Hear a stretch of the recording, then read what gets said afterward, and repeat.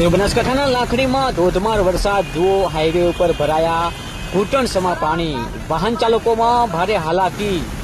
જોઈ રહ્યા છો બનાસકાંઠાના લાખણીમાં મેઘમહેર જેવી સ્થિતિ, ચારે બાજુ પાણી જ પાણી. હવામાન વિભાગની આગાહી પ્રમાણે ધોધમાર વરસાદની મહેર જુઓ છો. બનાસકાંઠાના લાખણી વિસ્તારના હાઈવેના દ્રશ્યો છે.